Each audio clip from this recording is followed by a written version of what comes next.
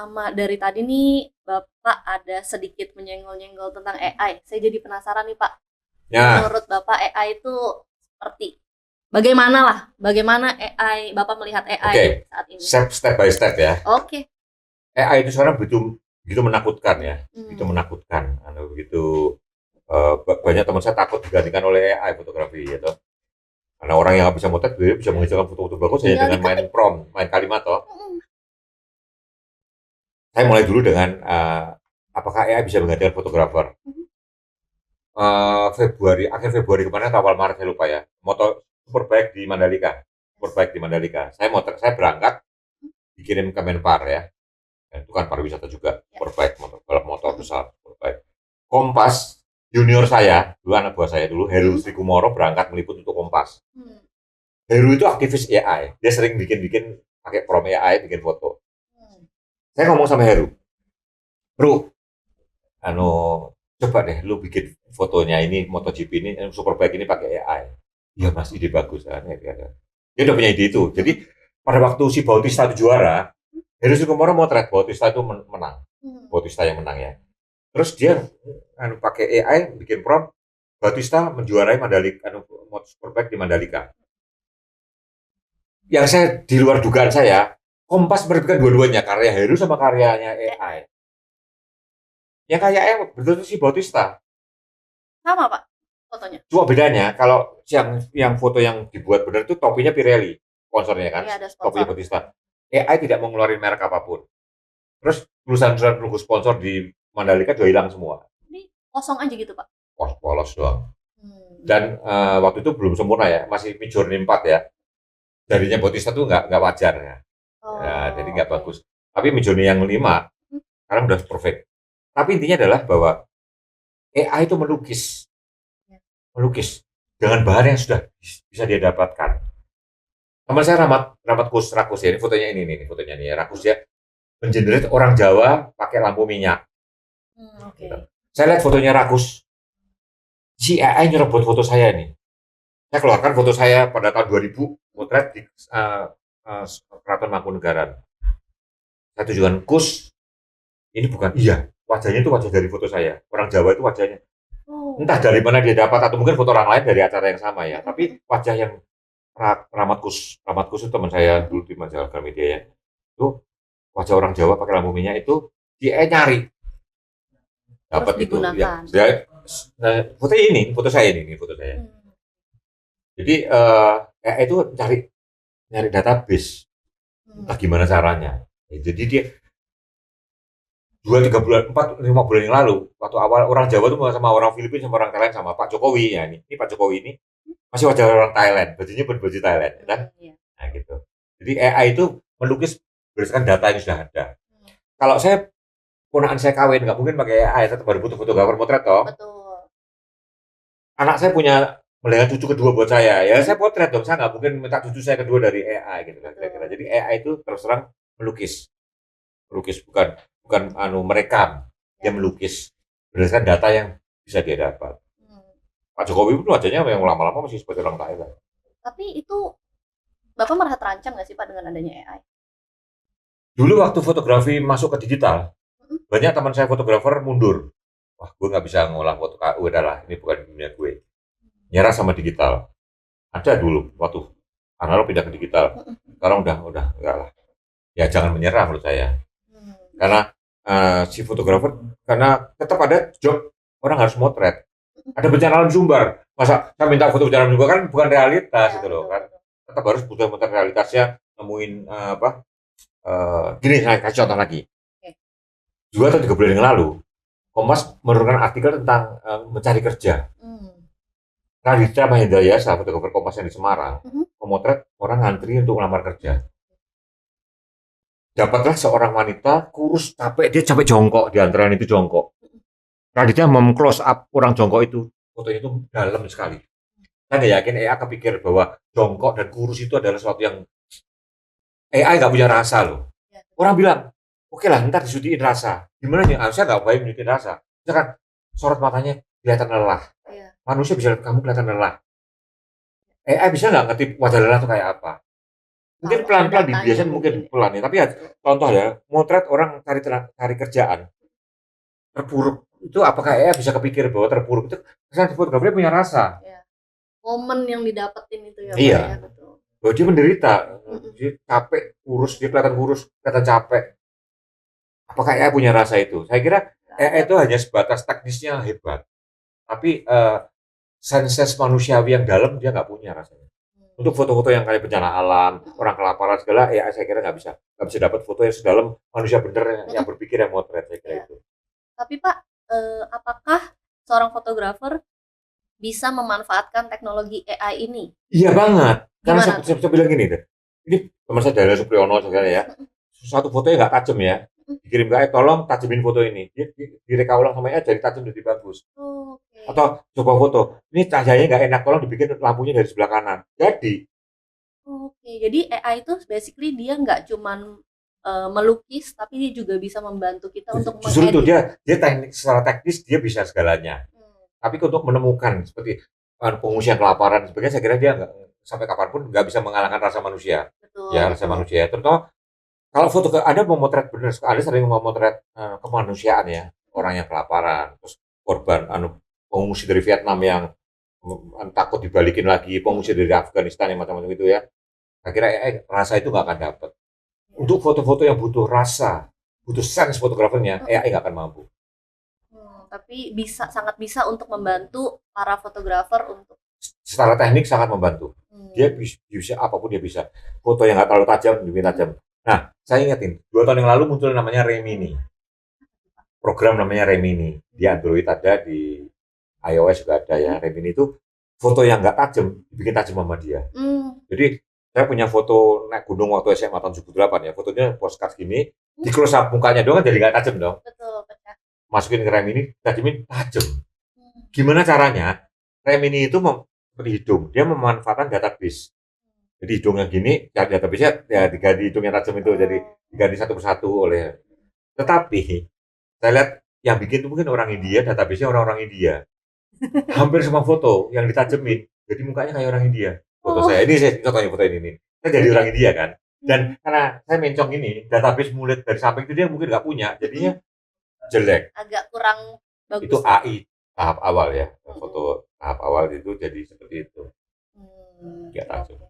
Kalau Bapak sendiri pernah nggak Pak memanfaatkan Remini saya baru AI awal ya. Yang AI yang belakangan ini saya nggak mau turun dulu cepetan. Jadi teman saya yang posting, saya tanya promnya gimana, saya baru mengamati dari luar supaya nanti kalau saya masuk saya udah matang. Oke. Menarik banget ya Pak, kayaknya bahasan tentang AI ini nggak akan ada habisnya karena kan teknologi akan terus Saya khawatir berkembang. beberapa tahun lagi mungkin udah lebih gila lagi. Karena gini, ini hubungannya sama CCTV ya. Dulu gini, 2012 itu Panasonic dan sebagainya beberapa merek kamera-kamera baru itu ada namanya face detection, ada sama lagi face recognition. Nah, beda. Yes. Face detection itu asal ada manusia, dia akan memfokus. Ya. Kalau face recognition, kita bisa pilih manusia mana yang fokus. Ya. Recognition sama detection, beda ya. CCTV di RRC tahun lalu itu wartawan BBC London itu mau ngetes kemampuan CCTV yang seluruh RRC udah ada. Jadi wartawan itu datang ke RRC terus nantangin. Oke, saya kalau mau pergi kemana Anda bisa nemuin saya nggak? Jadi si wartawan ini dia kemana-mana tuh terbaca mukanya kan. Satu titik dia nelpon, ayo aku di mana? Di kontrol bilang kamu sekarang di ini tadi kamu lewat ini. Jadi di semua itu dia terdetek mukanya di mana. Dulu face recognition itu baca segitiga mata sama hidung. Ya, jadi saya ngefokus itu ada poster di dinding ada orangnya, dia akan ngefokus karena segitiga mata dan hidung. Itu detection. Kalau recognition dia sampai bisa mengenalin. Ya contohnya di Facebook deh. Ini kan sering ditanya ini kan, saya pernah di-connect dengan teman-teman saya nggak sengaja. Jadi waktu saya apakah nih orang ini saya nggak tahu kan. Tapi si orang itu udah terpalling oleh Facebook bahwa ada orang upload fotomu. Terus dia ngetek namanya sendiri di foto itu, dia temannya teman saya, loh kok kamu kenal itu? Di Facebook pun ada face recognition loh. Ada, betul. Itu yang saya amazed adalah cucu saya, cucu saya umur 2 tahun, diposting oleh mantu saya, Mhm. terus ditanya, "Ini apakah ini nama anak saya loh?" Mhm. Jadi cucu saya sama anak saya itu berarti Mukanya mirip. deteksinya mirip. Apakah ini anak Ibrahim? Nah, gitu loh. Ya. Ya itu sekarang pun udah begitu begitu mengagumkan ya. Itu di RRC pun orang bisa di manapun bisa dikenali pergi kemanapun. Orang terlacak. Nanti mungkin frekuensi otak juga udah terlacak. Jadi orang udah nggak bisa sembunyi. Nat Geo kalau saya bilang ya, bahwa suatu ketika kita kemanapun nggak perlu bawa foto. Karena CCTV itu nggak cuma di tembok, satelit pun udah CCTV gitu loh. Jadi suatu ketika saya ke Tangkuban Perahu lah, saya di kawannya saya gini-gini aja, dah saya pulang, saya buka CCTV satelit atau Tangkuban Perahu, saya jam segini nah ada saya, Anda bisa print fotonya. Oke.